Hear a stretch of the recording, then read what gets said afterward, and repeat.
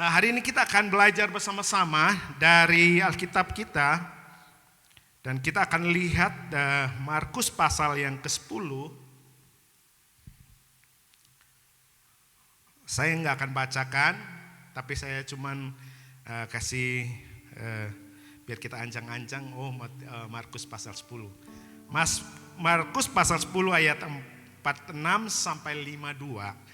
Ini berbicara tentang seorang yang buta. Nah, hari ini saya akan beri tema penerobos. Penerobos mujizat. Dalam kehidupan kita, kita perlu yang namanya terobos. Sama-sama katakan terobos. Nah, ada cerita seorang yang bernama Bartimeus. Nah, Bartimeus ini adalah seorang yang buta. Bartimeus ini adalah seorang yang buta sejak lahir. Dan Bartimeus ini juga yang parahnya bapaknya juga adalah seorang yang buta. Bayangin kalau anaknya yang sendiri buta atau bapaknya yang buta masih gak apa-apa. Tapi kalau dua-duanya buta, biasanya tetangga ngomong apa sih? Halo? Tetangganya ngomong apa? Ngomong apa? Kutuk sia. Kutuk. Salah naon deui teh. Sering. Nah, Bartimeus adalah keturunan orang Yahudi. Adalah kelahiran orang Yahudi. Nah, tradisi orang Yahudi, kalau namanya orang yang sakit kusta, buta, lumpuh, banyak penyakit yang dialami, apa yang dilakukan? Mereka akan diusir keluar dari kota itu. Ada tempat khusus untuk mereka diasingkan di sana. Mereka nggak boleh berjumpa dengan siapapun. Mereka nggak boleh kontak dengan siapapun, sekalipun itu keluarganya. Nggak boleh, karena najis. Bayangin, si orang Bartimeus yang rindu lahir di tengah-tengah keluarga yang istilahnya normal. Tapi dia harus mengalami yang nasibnya buta seperti bapaknya. Sungguh mengenaskan. Kita lihat ini ada suatu kutuk yang tidak bisa diampuni.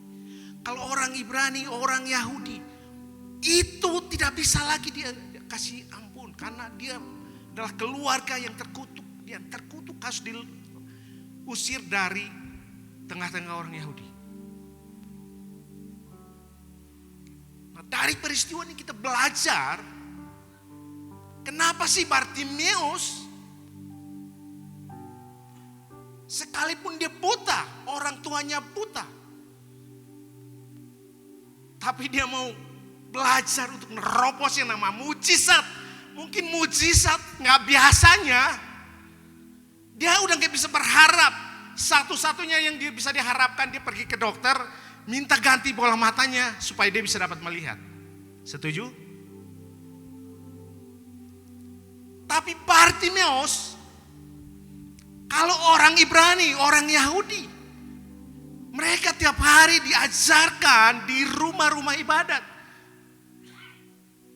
Mereka belajar tentang Taurat. Dari kecil mereka hidup dalam Taurat. Dan mereka belajar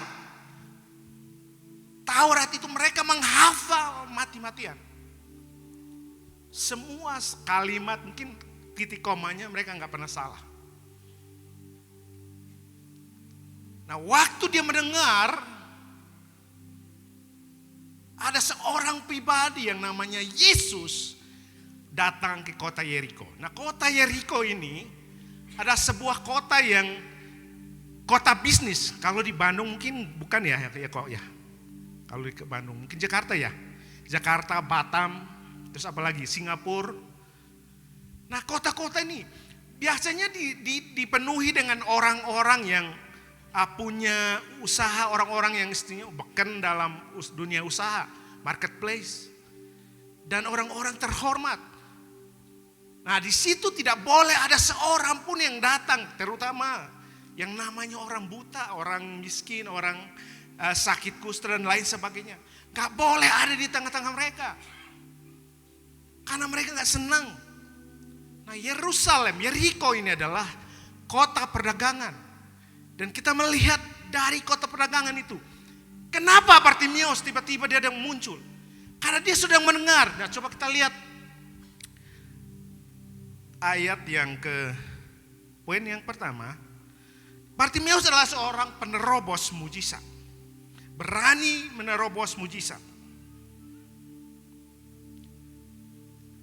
Kalau menurut Bapak Ibu, apa sih yang dilihat orang buta? Coba kita pejamkan mata kita sebentar. 5 detik aja. Mari kita sama-sama pejamkan mata. 1, 2, 3. Buka mata. Apa yang kita lihat? Gelap. Gak ada masa depan, gak ada pengharapan. Tapi Bartimeus, dia berani menerobos yang namanya rintangan. Next. Nah, ayat yang ke-46 di sini dikatakan, lalu tibalah Yesus dan murid-muridnya di Yeriko. Dan ketika Yesus keluar dari Yeriko bersama-sama dengan murid-muridnya dan orang banyak yang berbondong-bondong, ada seorang pengemis yang buta bernama siapa? Bartimeus, anak Timeus, duduk di pinggir jalan. Ayat yang ke-47. Ketika didengarnya bahwa itu adalah Yesus orang Nazaret, mulailah ia berseru, Yesus anak Daud, kasihanilah aku. Ini tindakan iman. Bartimeus, dia berusaha untuk berjumpa dengan Tuhan, sekalipun yang namanya rintangan. Bapak Ibu pernah ke kota Bandung atau mungkin pernah presiden lewat sini? Kalau zaman dulu Soeharto, wah semua orang harus gak boleh bunyi motor, gak boleh, pokoknya bunyi-bunyian gak ada. Semua harus teduh, tunggu presiden lewat. Nah, mungkin kira-kira seperti ini. Kalau presiden cuma buat suatu negara, ini Tuhan di atas segala Tuhan, raja di atas segala raja, semua umat manusia.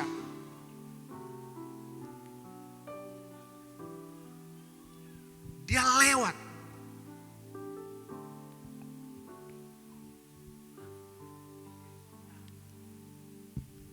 Nah, Yesus melihat orang yang berteriak, Yesus anak Daud, kasihanilah aku.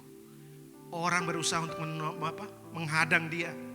Mungkin karena kondisi matanya yang buta. Dia mau berjalan, harus nabrak sini. Rintangan yang dihadapi bukan cuma satu orang. Ribuan orang yang mau lihat Yesus raja di atas segala raja yang sedang datang di Yeriko. Dalam kondisi kelemahan dia yang begitu parah. Matanya yang buta, gak bisa melihat. Tapi dia berani bayar harga. Rintangan pasti harus dihadapi.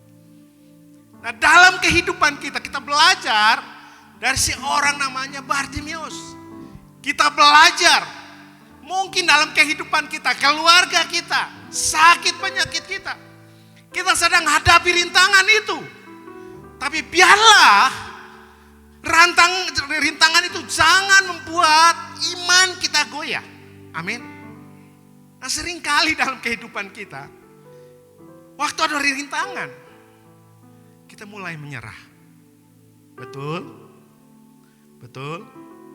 Saya juga ngalamin Bapak Ibu. Bukan yang berdiri sini bebas dari hambatan. Semua kita punya pergumulan. Ada rintangan. Saya mau bersaksi sedikit. Ini tiba-tiba muncul. Waktu saya mau berjumpa dengan istri saya, namanya istri orang saya ini kulitnya hitam dari mana nggak tahu, nggak jelas lah ya. Ya ini Ibu Dede, Pak Dede jadi saksi kalau waktu kami naik ke Gunung Putri di sana. Mereka bilang udahlah, udah jadian lah. Tapi saya tahu, saya bisa menempatkan diri saya. Saya bukan siapa-siapa. Saya adalah orang Kupang yang kulitnya hitam. Mungkin gak disukain sama orang. Tiba-tiba saya sama istri saya tiba-tiba udah deket, kita cuma deket biasa aja. Karena kebetulan ada teman, terus dia bilang ini, udah tunggu apa lagi. Cuman rintangannya itu saya harus hadapi, namanya keluarganya. Rintangan, keluarganya saya harus hadapi. Hitam ketemu yang putih, bapaknya ngomong ini, awas bisi penyusup dari mana, itu yang pertama. Awas dia buronan dari mana. Buronan, gak jelas. Apakah saya menyerah? Saya gak menyerah. Cuma saya ngomong sama dia ngomong ini, kalau memang kita jodoh dari Tuhan, percaya rintangan apapun pasti Tuhan buka jalan. Amin. Pasti ada jalan keluar.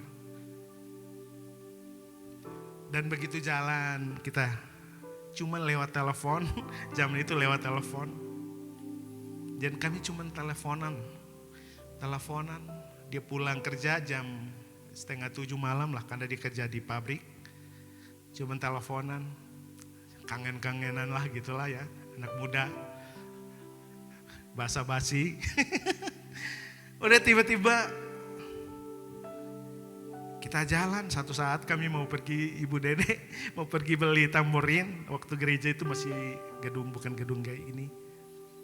Kami mau pergi beli tamborin, waktu itu kan dia memang kepala departemen ya anak sekolah minggu, jadi kami pergi beli. Pas kami pulang sudah ditungguin sama bapak dan sama saudaranya yang dihadang. Kamu bawa anak perempuan saya satu-satunya, mau bawa kemana katanya. Ya saya cerita dulu ya biar gak ini. Terus udah gitu, wah pokoknya saya gak mau lihat lagi kamu jalan sama anak saya. Kamu ini, kalau dikatakan kamu orang buronan, sakit hati gak? Udahlah masih banyak cewek yang lain. Ngapain ngikutin ini terus? Cuman kami dua sudah sepakat, kalau memang itu dari Tuhan, rintangan apapun kita harus hadapi. Nah kita belajar dari Bartimeus, rintangan apapun dia hadapi. Bapak Ibu punya persoalan, saya punya persoalan. Kita semua yang ada di sini punya persoalan. Tapi persoalan itu jangan membuat kita, iman kita, rintangan itu jangan membuat kita goyah. Akhirnya kita udahlah, gak mau Tuhan lagi, gak mau lagi sebut Tuhan, gak mau panggil Tuhan lagi. Ya udah datang ke gereja, datang aja. Yang penting datang setor muka. Bukan. Di tempat ini kita akan mengalami yang namanya mujizat. Waktu kita ada rintangan, berseru kepada Tuhan, Yesus anak Daud, kasihanilah aku. Amin. Saya percaya apapun yang kita hadapi hari ini, rintangan apapun, jangan pernah mau menyerah. Katakan jangan menyerah. Karena kalau waktu kita menyerah, iblis yang justru tepuk tangan buat kita. Saya lanjut lagi ceritanya. Istri saya biasa suka protes. Cerita itu selesaiin supaya orang tahu katanya. Akhirnya berjalanlah dari Januari sampai bulan Oktober kan tuh November. Tiba-tiba bapaknya begini, saya pengen kenalan sama keluarga kamu, keluarga dari itu si laki ini. Udah mau kenalan, tiba-tiba bapaknya kan ada di gereja yang lain ya, ada di Lembang, dan mereka lebih dekat, dan mereka kenal keluarga saya yang sering khotbah di gereja mereka. Dan mereka paling ngefans. Terus saya sebut nama itu. Kayak di yang tadinya tabir yang nggak bisa digoyahkan, pintu tembok yang tiba-tiba rontok gitu tembok. Sekonyong-konyong rontok itu tembok. Udah janjian hari Jumat, nanti besok ketemu hari Sabtu katanya. Jam sekian. Tiba-tiba bapaknya bilang ini, saya pengen besok langsung tunangan. Halo, besok tunangan. Gaji 300 sebulan. Waktu itu zaman dulu ya Ibu Dede, di sini saya full timer di sini. Saya dulu full timer satu-satunya di tempat ini. Ada 2 orang tapi 1 pendoa.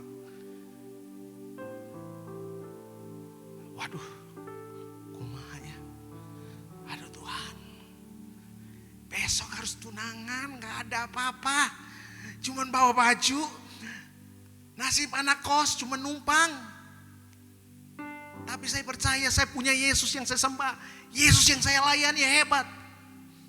Ini Ibu Pak Sianturi sama Ibu sering gangguin saya kalau kami mau doa keliling Lembang. Itu ngomong, udahlah ngapain mencari saya yang lain. Ngapain, udah yang deket-deket aja. Itu rintangan yang sebenarnya gak bisa saya Tapi waktu hari Sabtu itu tiba-tiba ini ada, saya baru tahu, Ibu Dede, saya baru tahu. Ternyata tiba-tiba ada satu keluarga yang sekarang dia udah gak ibadah di sini. Dan suaminya udah meninggal.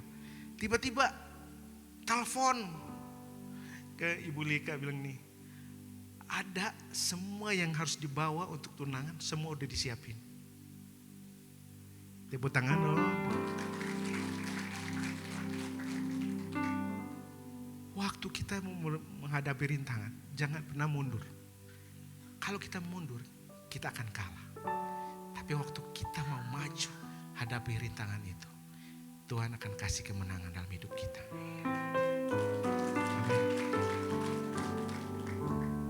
Dan saya lihat perbuatan tangan Tuhan. Sampai saya merit, yang tadinya udah dibilang ini, udah semua disiapin. Tadi kita bilang ini udah yang penting dia berkati. Ternyata bikin pesta juga. Tuhan buat mujizat. Waktu ada rintangan kita hadapi. Amin.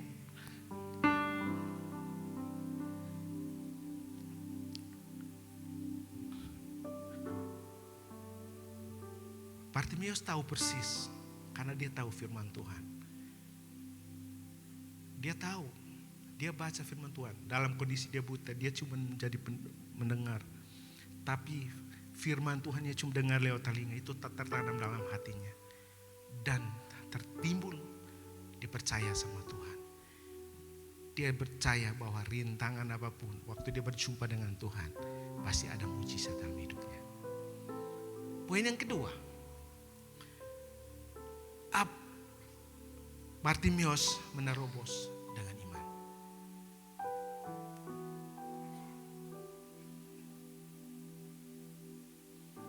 Dalam kehidupan kita, Tuhan mau kita belajar menerobos dengan iman. Iman sama dengan percaya sama Tuhan. Waktu kita gak percaya sama Tuhan, jangan kita mimpi untuk meraih yang namanya mujizat Tuhan. Amin. Kita harus percaya Allah yang kita sembah, hari ini kita ada, kita sembah Raja di atas segala raja. Dia sanggup menolong kita. Ayat 48 di sini katakan, banyak orang menegurnya supaya ia diam. Namun semakin keras ia berseru, Anak Daud, kasihanilah aku. Lalu Yesus berhenti dan berkata, panggillah dia. Lalu mereka memanggil orang buta itu dan berkata kepadanya, Apa? Kuatkan hatimu dan berdirilah. Ia memanggil engkau. Lalu ia menanggalkan jubah. Ia segera berdiri dan pergi mendapatkan Yesus. Nah, jubah di sini berbicara tentang gengsi, ego kita. Kadang-kadang kita punya kelemahan, kita punya pergumulan, tapi kita mau datang kepada Tuhan, kita masih ini, ngapain sih? Doa-doa juga gak pernah didengerin. Saya udah teriak-teriak sama Tuhan, tapi gak pernah didengerin. Jubah keangkuhan, kesombongan, keegoisan, kalau masih ada dalam kehidupan kita, kita gak akan mengalami yang namanya mujizat. Amin. Lepaskan seluruh beban hidup kita, keegoisan kita. Bartimeus, dia berani menerobos dengan iman. Karena dia percaya, waktu dia berjumpa dengan Tuhan, dia akan melihat mujizat itu. Dia berseru, berteriak, Yesus anak Daud, kasihanilah aku. Jangan putus-putus waktu kita dalam pergumulan, persoalan. Jangan pernah putus-putus berteriak sama Tuhan. Jangan berteriak sama tetangga kita. Jangan berteriak kepada orang yang kita anggap itu orang kuat bagi kita, yang bisa sanggup menolong kita. Manusia bisa menolong kita sekali, 2 kali, 3 kali. Udah 4 kali ini orang ini kok saya udah tolong dia. Tiap hari jadi motivasi saya cuma nolong dia terus. Tapi kalau Tuhan, ini gak pernah hitungan. Setuju? Tuhan gak pernah bosan-bosan mendengarkan setiap doa kita. Tuhan gak pernah menolak kita. Asal kita mau berseru, Yesus anak Daud, kasihanilah aku. Halo. Hari ini kita mau berkata, Yesus anak Daud, tolonglah saya. Apapun pergumulan Bapak Ibu, teriak, minta Tuhan. Jangan cerita ke orang lain. Orang lain mungkin bisa cerita, kita cerita. Bisa dia bilang, lu jangan ngomong-ngomong ya, tadi ini si Anu nih, gini. Nanti di sana lagi, tadi ini si Anu gini. Berteriak minta sama Tuhan.